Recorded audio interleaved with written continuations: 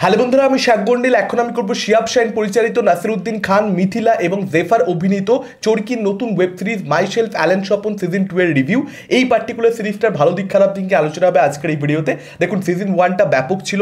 In fact মূল যে সিরিজটা সিন্ডিকেট, যেখানে অ্যাকচুয়ালি মাইশেলফ অ্যালেন স্বপন ক্যারেক্টারটাকে আমরা প্রথমবারের জন্য দেখতে পেয়েছিলাম, সেই মূল সিরিজটার থেকেও কিন্তু এই স্পিন অফটা অনেক অনেক বেটার ছিল। বা সিজন 2টা সিজন 1-এর স্ট্যান্ডার্ড কি ম্যাচ করতে পেরেছে? এক কথা যদি বলতে হয়, ম্যাচ করতে কিন্তু পারেনি। আমার অনেক আশা ছিল, তার কারণ মাইশেলফ অ্যালেন স্বপন, এই যে ক্যারেক্টারটা অ্যালেন স্বপন, আমার প্রচন্ড বেশি পছন্দের ক্যারেক্টার। এই ক্যারেক্টারটাকে যেভাবে ডেভেলপমেন্ট দেওয়া হয়েছিল সিজন 1-এর মধ্যে, প্লট এবং তার সঙ্গে সঙ্গে ক্যারেক্টার ডেভেলপমেন্ট দুটো একই সঙ্গে সিজন 1-এর মধ্যে যেভাবে দেখতে পাওয়া গেছিল, সেটা কিন্তু সিজন 2-এর মধ্যে কমপ্লিটলি মিসিং। এখানে একটা প্লট রয়েছে, যে প্লটটা ইটসেলফ খুব যে ইন্টারেস্টিং তাই বলবো না, কারণ এখানে সাপোর্টিং যে ক্যারেক্টারগুলো হচ্ছে, সেই ক্যারেক্টারগুলো খুব বেশি কিছু করবার নেই। ইন্তেখাব দিনারের ক্যারেক্টার হোক কিংবা জেফারের ক্যারেক্টার হোক, সেই ক্যারেক্টারগুলোকে খুব ইন্টারেস্টিং কিছু লাগে না। এখানে মিথিলার ক্যারেক্টারটা ফার্স্ট সিজনের মতন অতটা বেশি, তার এখানে যে প্রচুর কার্যকলাপ রয়েছে বা সেই ক্যারেক্টারটাই খুব যে মজাদার লাগছে সেরকম ব্যাপার একেবারেই নয়। খুব যে এনজয় করতে পারছি ক্যারেক্টারটা দেখে বা তার অ্যাক্টিভিটিস দেখে, সেরকম নয়। তার সঙ্গে সঙ্গে নাসিরুদ্দিন খানের যে ক্যারেক্টারটা, সেই ক্যারেক্টারটাকে যদি আপনারা দেখেন, সেভাবে কিন্তু ডেভেলপ করতে পারেনি। সিজন 1-এর যে ডেভেলপমেন্টটা পেয়েছিল, সিজন 1-এর ক্যারেক্টারটার সঙ্গে আমাদের যে একটা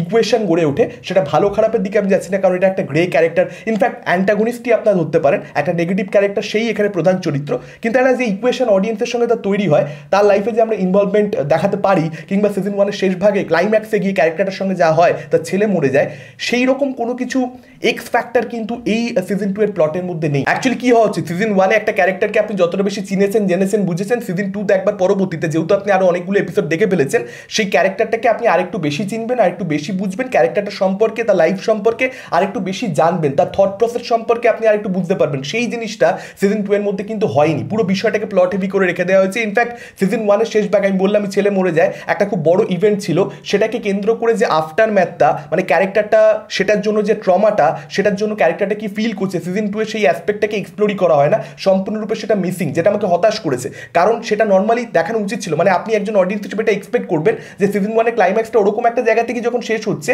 সিজন 2টা শুরু হচ্ছে কিন্তু সেখান থেকেই গল্পটা যদি আপনারা দেখেন, কিন্তু ক্যারেক্টারটা যেন ওই বিষয়টা মানে কাইন্ড অফ ভুলেই গেছে, বা ওটার কোনো ইম্প্যাক্ট ক্যারেক্টারটার উপরে নেই, তার লাইফে সেটার কোনো প্রভাব আপনি দেখতেই পাচ্ছেন না।